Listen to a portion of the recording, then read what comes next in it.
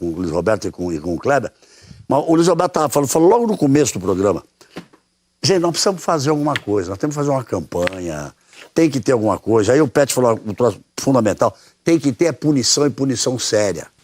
Não pode mais continuar, Arnaldo, como está. Por isso, ó, hashtag fica Arnaldo. Você não pode sair agora. Por quê? Porque nós estamos num momento, nunca a arbitragem esteve tão ruim. Eu estou há 45 anos nessa vida. Me permita falar, vou passar a palavra a você no final. Tá bom. Nunca a arbitragem esteve tão ruim. Nunca, nunca. Os erros são os mais absurdos e são subsequentes. Mas, ao mesmo tempo, nunca houve tanta falta de educação e tanta falta de esportividade por parte de jogadores, me desculpe, técnicos, dirigentes. O árbitro apita. Por que oh, meu Deus, o seu zagueiro foi expulso? Moledo. Porque ele, ao chegar para reclamar, já chega com as duas mãos no peito do juiz. Não pode. Não pode, em hipótese alguma. Os caras estão batendo boca com o juiz, estão botando o juiz prensado no alambrado para discutir lateral. Não é para discutir nem se foi pênalti, se não foi pênalti. O lateral é seu ou o lateral é meu? E bota o dedo na cara, e aí o juiz também empurra de volta, o outro empurra para lá. Nós estamos chegando a um ponto onde vai se perder o controle dos jogos.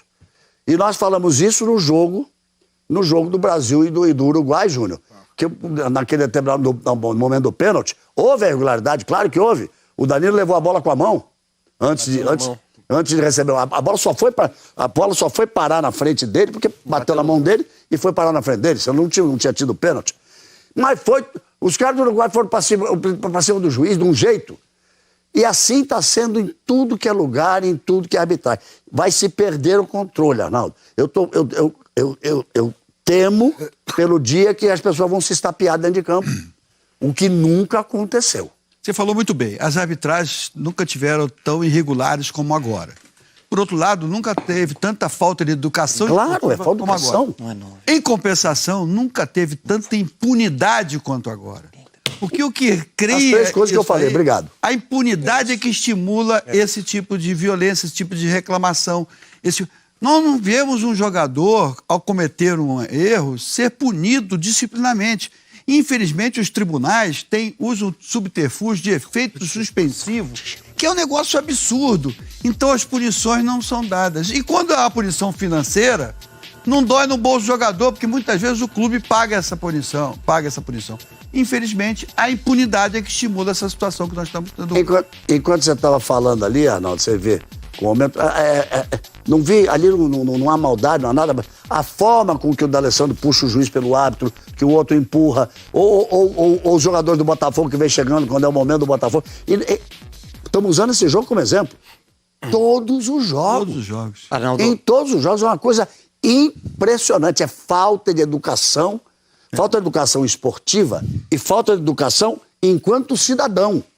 E falta de respeito pela autoridade que o árbitro tem que ter. E se o treinador de um lado começa a reclamar muito e o outro fica sentado, a própria torcida vai assim, nosso treinador é um bananão. Ela fica sentado. Vai lá para a beira do campo reclamar. Aí isso estimula o jogador a reclamar. A sua opinião é a opinião de mais peso que existe na história da comunicação esportiva brasileira em relação à arbitragem, Arnaldo. Tá certo, Júnior? Aí, essa brincadeira que a gente tá fazendo, o Arnaldo tomou uma decisão na vida, que é uma decisão de familiar, de vida, é absolutamente compreensível. Mas vai fazer falta mesmo. Porque é um momento em que a palavra dele é muito forte, muito pesada, porque é a maior autoridade que nós temos. É o cara que apitou, o primeiro não europeu a apitar a final de Copa do Mundo, é o primeiro que veio fazer esse trabalho, criou uma nova função na área de comunicação esportiva, de tantos profissionais que aí estão. É um momento em que é preciso... Olha lá, olha, esse é outro jogo. Ó. Aí são os jogadores do Vasco. Vasco e Corinthians. O juiz errou. Era pênalti a favor do Vasco? Era. Ou não era, Arnaldo? Era pênalti a favor do Vasco. Mas não tem que dar peitada, não tem que sair empurrando. Mas esse momento da arbitragem também, na questão do comando, não influencia em todo esse processo de pressão em cima do árbitro, de desmoralização da própria profissão? Acho que é um geral, né? Que não funciona. Acho que virou um caos geral. Uma série de fatores levam a essa situação toda. E um dos fatores é que os árbitros também não têm uma referência. Hoje não tem um árbitro que apite, que todo mundo sei, vamos apitar como esse árbitro, vamos ser cumpridores da regra. E eles cometem alguns erros que são até fáceis de detectar, que têm que ser corrigidos. Infelizmente, não tem esse tipo de correção. Nunca a CBF gastou tanto dinheiro em curso de arbitragem. Outro dia, o Cláudio Cerdeira, que é da Comissão de Arbitragem da CBF, falou assim, Arnaldo, eu em 1 ano de CBF, eu fiz muito mais curso que 20 anos de arbitragem. Então a CBF gasta, mas eu acho que não está gastando de forma correta para orientar melhor os talvez árbitros. não falte na CBF em cargo de maior importância dentro desse mundo da arbitragem, nome de peso. Mas de peso, que eu digo é de peso, não basta ter sido exato. Eu digo é nome de peso. O Galvão. É juiz de Copa do Mundo, Galvão, é juiz de semifinal de Copa do Mundo, juiz de final de Copa do Mundo. Tá certo, Léo? Galvão, o futebol brasileiro é muito engraçado. O árbitro brasileiro que foi a última Copa do Mundo foi a 2 Copas do Mundo, Sandro Meirahit. Nos últimos 8 anos, é o árbitro que mais participou de cursos internacionais. O que a CBF tem que fazer quando acaba a Copa do Mundo e ele diz que não quer para apitar? Traz para a CBF é isso que eu tô dizendo. E vai orientar o juiz. Olha, eu fiz curso, é isso, assim, assim, assim. Cadê? O Arnaldo, eu acho que a questão... Não fizeram. Eu acho que a questão dos árbitros estão perfeitamente. Mas eu acho que precisa fazer uma campanha mesmo, são com os jogadores. Também. Deixa os caras precisam ter. Também Precisam ter a consciência que toda vez que acontece esse bolinho, você não vê na Europa ninguém tocar no árbitro. Júnior, mas tem mais gente nisso, Júnior. Tem dirigente. O dirigente se autoriza não, por ele essa tira do mesma jogo pra ele ser impunidade. beneficiado Por do essa outro. mesma impunidade que o Arnaldo falou, o dirigente se autoriza a fazer insinuações que ele não pode provar e sobre essa insinuação não pega nada pro dirigente. Ele não prova, ele levanta que talvez alguém esteja sendo beneficiado ou prejudicado propositadamente, não tem a prova disso e não pega nada para ninguém. O dirigente vem o treinador Entra na vem o jogador. impunidade que eu falei, que o Arnaldo estava se referindo. Não pega nada para ninguém. É uma questão... Eu queria ouvir o daí, porque eu acho que os técnicos de ponta, os técnicos dos grandes clubes brasileiros, vocês têm também a obrigação de fazer um trabalho quanto a isso. Mas nós acabamos de ver o técnico do Vasco aí com a mão encostada no juiz, andando do lado dele ali o tempo inteiro agora. Foi expulso. Acabou sendo expulso. Então, é preciso ter um pouco mais de controle. É educação esportiva, Júnior. E como a gente fala, estávamos falando o caso da... infelizmente, de se cuspir num adversário, que é uma coisa inominável. Né? E você dizia na transmissão, não se cospe nem no chão, quanto mais no rosto de alguém. E eu contava a história do grande tenista, o maior da história, ou um dos maiores da história, o maior da história, o Tiger Woods, pagou uma multa altíssima porque estava, o golfista, o golfista, que ele estava no green, aquela parte final, onde se dá a última atacada, e o jogador abaixo para ver a caída do campo, e a televisão mostrava e ele deu uma cuspida de lado, pagou uma multa gigantesca. Pergunta se ele cuspiu de novo. E é um cara educado. Mas essa coisa da educação, da educação enquanto cidadão e enquanto esportista, eu queria ouvir, para a gente fazer o intervalo e voltar depois, eu queria te ouvir, Daí, qual é a responsabilidade que os técnicos têm nisso? Galvão, eu acho que somos todos culpados. Boa, já começou bem. Nós somos todos culpados. Todos, ninguém está livre desse Não, e processo. nós aqui também. Nós todos. Nós temos que... eu acho que nós temos que partir para um próximo passo. E quem comanda tem que tomar a iniciativa do próximo passo. O esporte mundial está buscando ferramentas para ajudar esse ser humano, que é o árbitro, a tomar melhor decisão lá dentro. Nós já aumentamos o número de pessoas em volta da arbitragem, que eram 3, já são 8, 7, 6 pessoas em volta, e os erros continuam sendo cada vez mais, porque a velocidade do jogo está muito grande, do lance. Olha o lance que o Arnaldo colocou do pode isso aqui.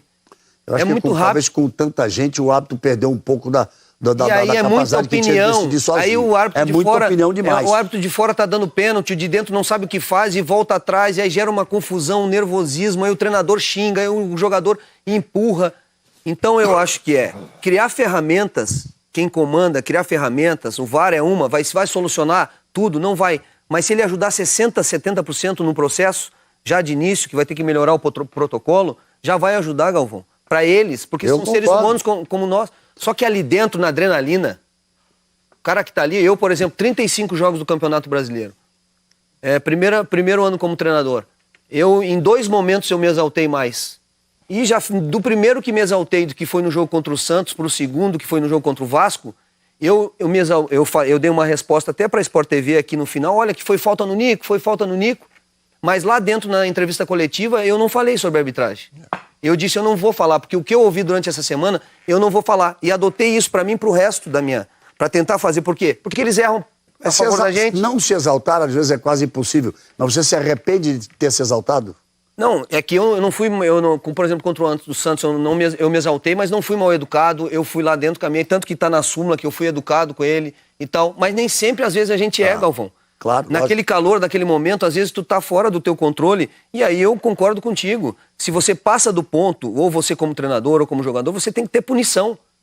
E se eu passei do ponto, ou se eu daqui pra frente passar do ponto, eu tenho que ter punição. Mas o árbitro também tem que ter punição quando ele passar do ponto. Mas tem que ser afastado. Mas o que está acontecendo também, a arbitragem está muito na defensiva e está criando um embate com o jogador, com o atleta dentro do campo. Eu já vi muito relato de jogador falando que o árbitro vem de uma forma muito agressiva com ele, e o cara tá nervoso. Então, nós todos temos essa mão pra cá e mão pra lá também tem do árbitro.